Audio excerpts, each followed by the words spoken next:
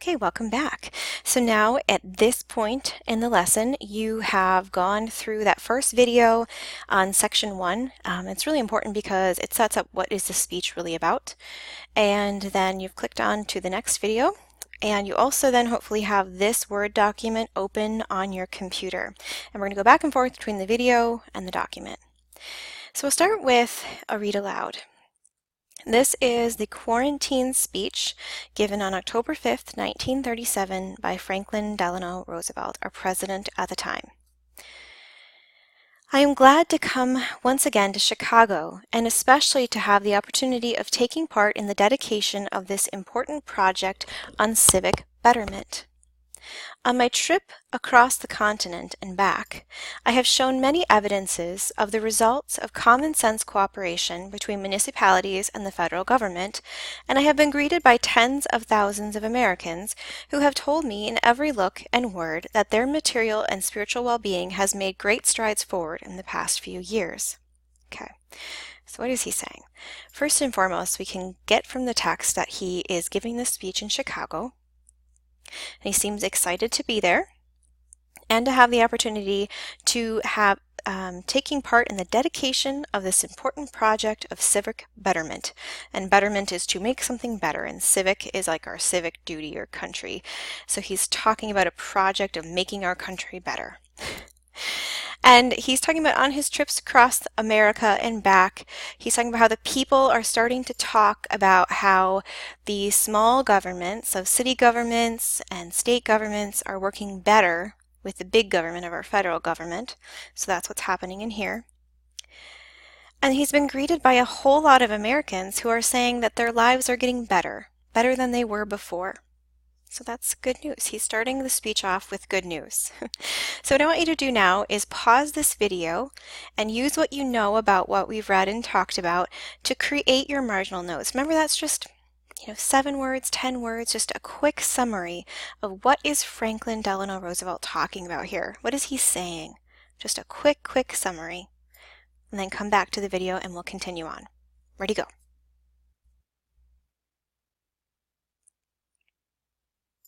Okay, you're back. Welcome back. Okay, continuing on. And yet, that's where we are. And yet, as I have seen with my own eyes, the prosperous farms, the farms that are doing really well, the thriving factories, and the busy railroads, as I have seen the happiness and security and peace which covers our wide land. So to start this sentence, this first part, he's saying, I have seen with my own eyes how well our farms are doing. Our factories are doing really well and doing good and making money and making products.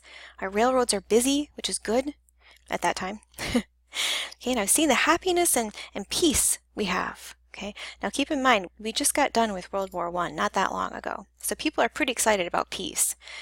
Okay, but now he's going to turn the events a little bit. He says, almost inevitably, okay, or I have to see almost, I have been compelled to contrast our peace in here in America with the very different scenes being enacted in other parts of the world.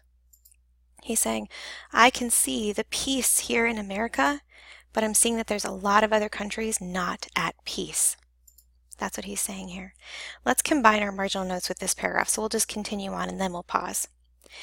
It is because the people of the United States, under modern conditions, must, for the sake of their own future, give thought to the rest of the world, that I, as the responsible executive head of the nation, the President, have chosen this great inland city, Chicago, and this gala occasion, which is the event he was talking about, to speak to you on a subject of definite national importance. So he's saying that it's because we are doing so well that he is the president of our doing well country, feels the need to talk about this very important situation. So what I want you to do is go back to your marginal notes, okay, and summarize what's happening in these sections of text. He's beginning to say, okay, well, we have peace, but what is he saying? What's that big but that he's talking about here? And then come back and we'll continue on.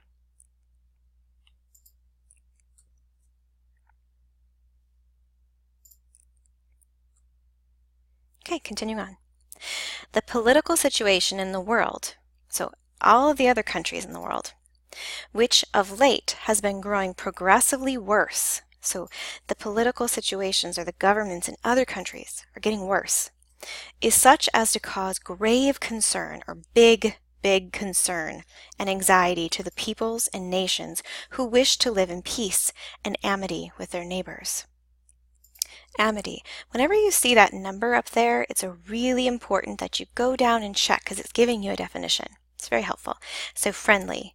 Okay, so he's saying that a lot of countries out there in the other parts of the world, not here in America, they're giving great concern and anxiety to those nations that are over there that want to be at peace.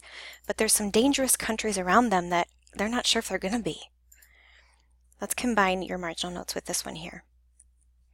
Some 15 years ago, the hopes of mankind for continuing era of international peace were raised to great heights when more than 60 nations solemnly pledged themselves not to resort to arms in furtherance of their national arms and policies. So what's this saying? 15 years ago, countries got together, 60 nations, 60 countries got together, and they promised with one another that we want peace, no more war. Okay, and so they set aside these different pacts and treaties to make sure that we wouldn't go to war again. It wasn't worth it. The lives weren't worth it. Okay. The high aspirations, or hopes and strong desires, expressed in the brained Kellogg Peace Pact, which is a pact that nations had made to not go to war anymore, and the hopes for the peace thus raised have late given way to haunting fear of calamity or disaster. So that peace pact, which made everybody feel really good that there was going to be peace, is giving way to haunting fear of this disaster that's going to be coming. The present reign of terror and international lawlessness began a few years ago. So these bad countries began to be bad just a few years ago.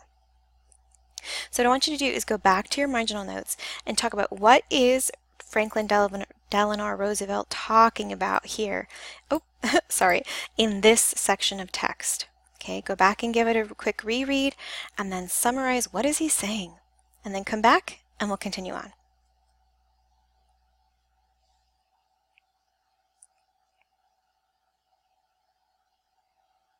Okay, welcome back. It began through unjustified interference in the international affairs of other nations or the invasion of alien territory in violation of treaties. Let's just pause. What is this saying? So these countries began being bad through the unjustified interference. So they started getting involved in other countries' affairs or what they did. Or they actually invaded them, came into their territory and started taking over. Continuing on, and has now reached a stage where the very foundations of civilization are seriously threatened. People are being threatened. The landmarks and traditions which have marked the progress of civilization toward a condition of law, order, and justice are being wiped away. Without a declaration of war and without warning or justification of any kind, civilians, including vast numbers of women and children, are being ruthlessly murdered with bombs from the air. Okay, so without saying, hey, we're going to war, get ready, or without having someone threaten them first, they're just doing it. They're just going into other countries and bombing women and children. In times of so-called peace, ships are being attacked and sunk by submarines without cause or notice. So they're at peace, but they're starting to bomb other countries' ships. Nations are fomenting. Let's go figure out what that means. Down here at the bottom. Stirring up trouble. These bad nations are stirring up trouble and taking sides in civil warfare in nations that have never done them any harm.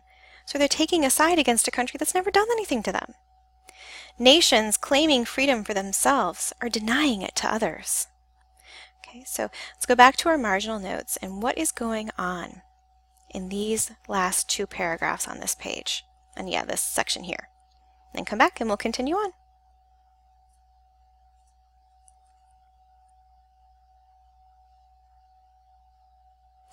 Innocent peoples, innocent nations are being cruelly sacrificed to a greed for power and supremacy, which is devoid of all sense of justice and humane considerations.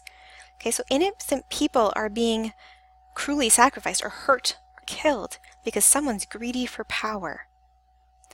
To paraphrase a recent author, quote, "Perhaps we foresee a time when men, exultant in the technique of homicide, or really good at killing, will rage so hotly over the world that every precious thing will be in danger.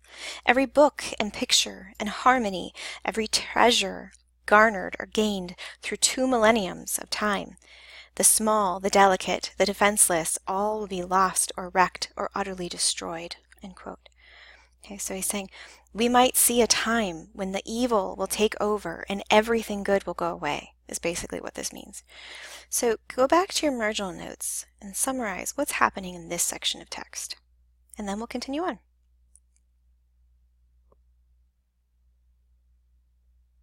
Okay, welcome back. If those things come to pass in other parts of the world, or if we let these things happen, let no one imagine that America will escape. If we let these things happen, America won't be safe, is what that says. That America may expect a mercy, that this Western Hemisphere will not be attacked, and that it will continue tranquilly and peacefully to carry on the ethics and art of civilization. Meaning, if we let all those countries go to war with each other, we will not be safe. We can't just hide. Let's continue on to this section before we do marginal notes. If those days come, quote, "there will be no safety by arms," arms meaning military, "no help from authority, no answer in science. The storm will rage till every flower of culture is trampled and all human beings are leveled in the vast chaos." Okay. So if we let this happen, everything will be destroyed. So go back to your marginal notes here. And let's summarize these 2 paragraphs here together.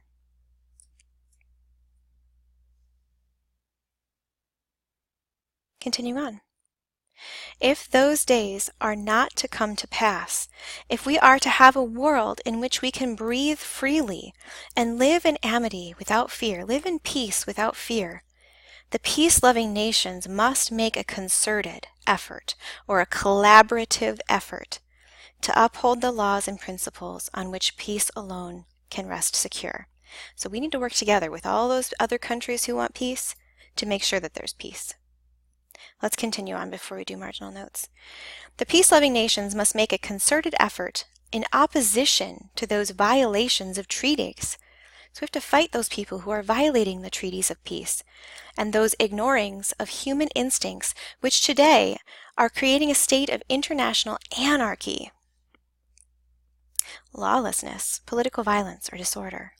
Okay, anarchy and instability from which there is no escape through mere isolation or neutrality.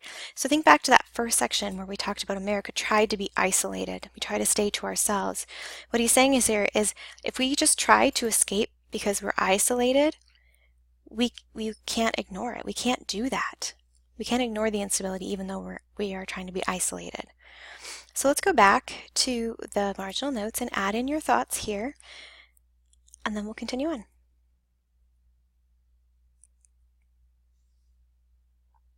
Okay, welcome back. Those who cherish their freedom and recognize and respect the equal right of their neighbors to be free and live in peace must work together for the triumph of law and moral principles in order that peace, justice, and confidence may prevail or win in the world. So he's saying, if we cherish peace, which we do, we need to work with those other people who cherish peace to make sure that it stays that way. Here we are, There must be a return to a belief in the pledged word, in the value of a signed treaty. There must be a recognition of the fact that national morality, ideas of right and wrong, is as vital as private morality. So it's saying the idea is that a government does the right thing should be just as important as individual people doing the right thing. Let's go ahead and do our marginal notes on this one because this paragraph's kind of tough and long and we'll want to make our own marginal notes. So hop on over to your document, add your marginal notes, and then we'll read this paragraph together.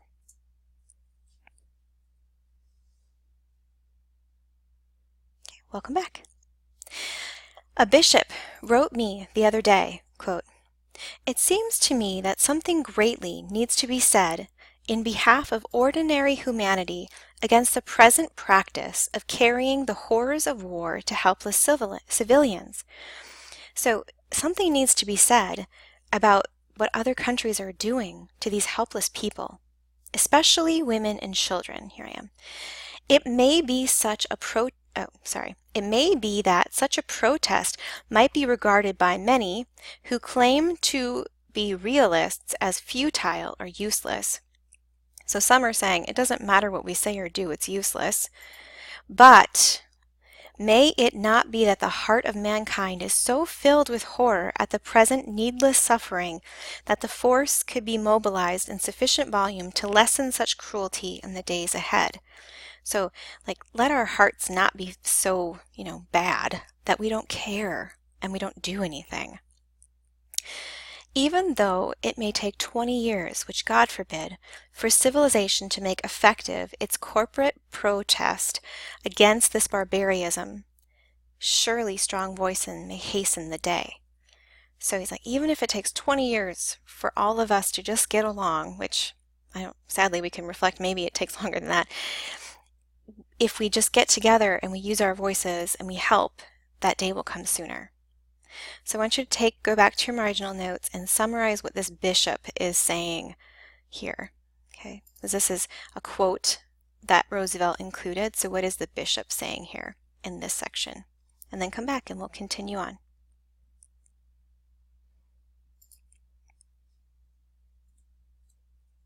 Okay, welcome back. There is a solidarity and interdependence about the modern world. We have to be together, work together, both technically and morally, which makes it impossible for any nation to completely isolate itself from economic and political upheavals or issues in the rest of the world, especially when such upheavals or issues appear to be spreading, not declining, right? We have to work together. We can't ignore these issues that are happening. There can be no stability or peace either within nations or between nations except under laws and moral standards adhered or stuck to by all. We all need to stick to these peace treaties. International anarchy destroys every foundation for peace. It jeopardizes either the immediate or the future security of every nation, large or small. It is therefore a matter of vital interest and concern to the people of the United States that the sanctity, not to be violated, that the sanctity of international treaties and the maintenance of international morality be restored. Okay, it's very important, he says, that we follow the treaties for peace. Let's go back to our marginal notes and add that in, and then come on back. Okay, the overwhelming majority of the peoples and nations of the world today want to live in peace. They seek the removal of barriers against trade or being able to trade with other countries. They want to exert themselves in industry, in agriculture, and in business, that they may increase their wealth through the production of wealth-producing goods, rather than striving to produce military planes and bombs and machine guns and cannon for the destruction of human lives and useful property. He's saying these countries who are fearing that they're going to be attacked, they are peace-loving countries, but they are fearing that there's going to be an issue. Instead of using their factories to build things for the people of their country, they're having to build items of war. Let's continue on before we do our marginal notes.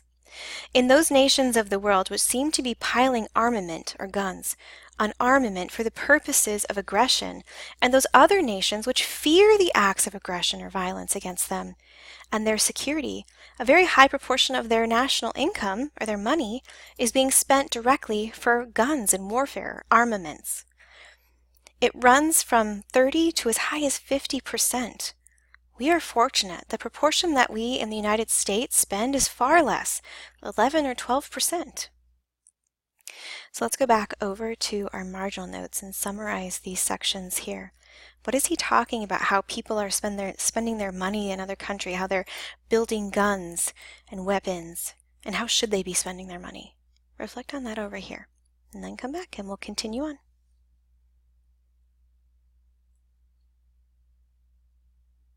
Okay, continuing on.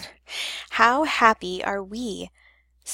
How happy we are that the circumstances of the moment permit us to put our money into bridges and boulevards, dams and reforestation, the conservation of our soil, and many other kinds of useful works rather than into huge standing armies and vast supplies of implements of war. Like, how lucky are we? Let's keep going.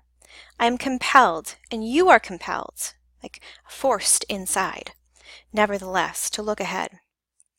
The peace, the freedom, and the security of 90% of the population of the world is being jeopardized by the remaining 10% who are threatening a breakdown of all international order and law. Surely, the 90% who want to live in peace, under law, and in accordance with moral standards that have received almost universal acceptance through the centuries can and must find some way to make their will prevail or come through, that peace can live through. Okay, so what is Roosevelt saying? Let's jump over to our marginal notes, and then we'll come back and finish this page.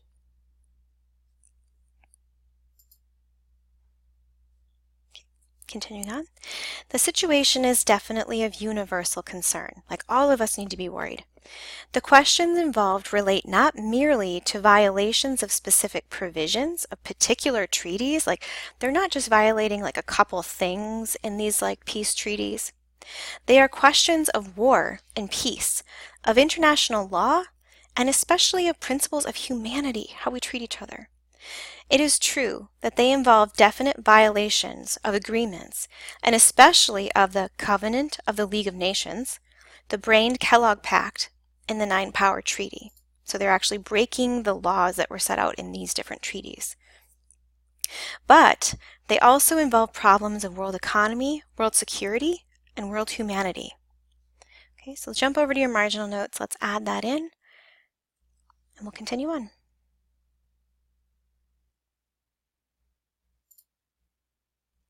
Okay, continuing on. It is true that the moral consciousness of the world must recognize the importance of removing injustices and well-founded grievances. Like, we must get rid of all these like really truly bad things. But at the same time, it must be aroused to the major importance, must be aroused or awakened to the major important necessities of honoring sanctity of treaties, of respecting the rights and liberties of others, and of putting an end to acts of internal aggression. Like, we have to see that we have to do this, is what he's saying. It seems to be unfortunately true that the epidemic, a rapid and widespread occurrence, it seems to be unfortunately true the epidemic of world lawlessness is spreading. So he's kind of comparing this to a disease that's spreading, right? So, actually he does that in the next paragraph. So let me read on and then we'll talk. When an epidemic of physical disease starts to spread, the community approves and joins in a quarantine of the patients in order to protect the health of the community against the spread of the disease. It's not very often that we have these types of diseases now, but back in the day we had diseases like polio, and when you had somebody with a disease that was super contagious and it was super bad, they would take them away from the rest of the people so they couldn't get people sick. Okay, kind of like if you have the flu and everyone's like, no, don't touch me, don't touch anything around me, don't look at me, go away, right? Because they're quarantining you away because they don't want your disease. So he's making that same thing true about how these other countries are being bad. They're breaking the rules and it's spreading to other countries who are now breaking the rules. So go back over to your marginal notes and let's summarize this section of text here. And then we'll come back.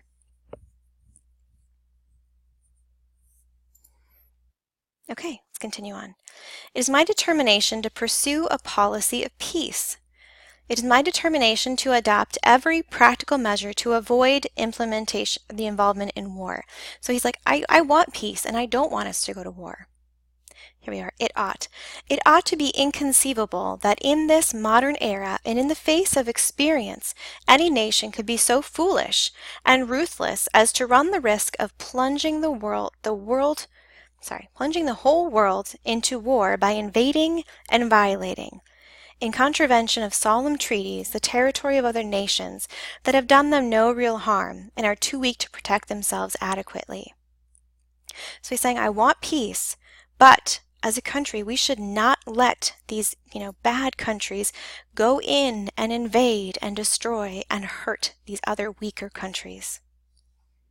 Yet, the peace of the world and the welfare and security of every nation, including our own, is today being threatened by that very thing. No nation which refuses to exercise forbearance and to respect the freedom and rights of others can long remain strong and retain the confidence and respect of other nations. So no nation that's doing these evil things should be treated with respect and left alone to do it. No nation ever loses its dignity or its good standing by conciliating its differences, making friendly acts in its differences, and by exercising great patience with and consideration for the rights of other nations. So if they are doing these very terrible things, we shouldn't be giving them the leniency or the go-ahead to do it. It's a pretty long paragraph, so let's jump over to our marginal notes and summarize this section. What's happening here?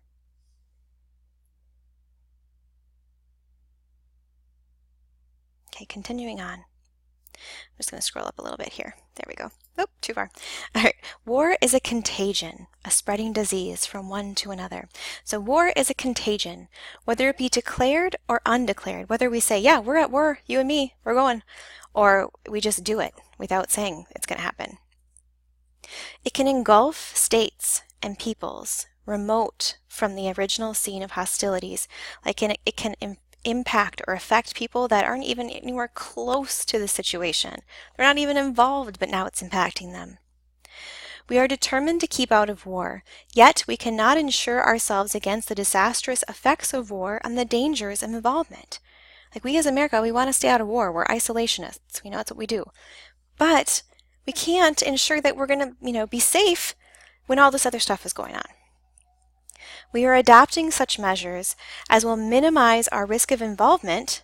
So, like we as a government are like saying, hey, we don't want to be involved. But, he says, we cannot have complete protection in a world of disorder in which confidence and security have broken down. But we're not safe and we need to be prepared.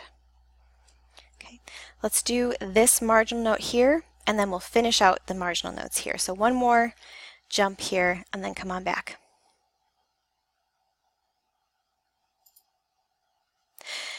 Continuing on, if civilization is to survive, the principles of the Prince of Peace must be restored. So that's the treaty. So the principles of that treaty, where we're all going to respect each other as nations, we're not going to invade, we're not going to fight, that has to come back. Trust between nations must be revived. Most important of all, the will for peace on the part of peace-loving nations must express itself to the end that nations that may be tempted to violate their agreements and the rights of others will desist from such a course. He's saying that we as peace-loving nations need to come together and basically force or insist or make those other countries who are breaking the rules to stop doing it. There must be positive endeavors or attempts to preserve the peace. America hates war. America hopes for peace. Therefore, America actively engages in the search for peace. Okay, so what is Roosevelt saying here? He's saying, we're isolationists, we want peace, but he's still sticking to his point that we have to get involved. We have to stop being isolationists because he's saying we have to actively search for that peace by getting involved. So summarize these last three sections here in your own words. What's he saying? What does he mean? What is his argument? What is he trying to get America to do in this section here? And then I want you to save this to your computer. When you click to the next section, it's going to be a really important section that's going to go through and check your understanding of this speech because you'll have some important activities to do with it tomorrow. And at the end, you'll be able to turn in this document for credit.